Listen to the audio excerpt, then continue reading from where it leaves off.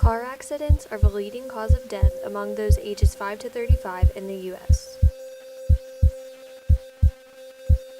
Over half of crash victims are unrestrained at the time of their death. Seatbelts are the single most effective means of reducing the risk of death in a crash, and lower injury and death rates by 50%. Seatbelts have saved nearly 300,000 lives since 1975 in the U.S. alone. Regardless of your age, your destination, or your location in the car, you should always buckle up. Your life could be saved by simply fastening your seatbelt.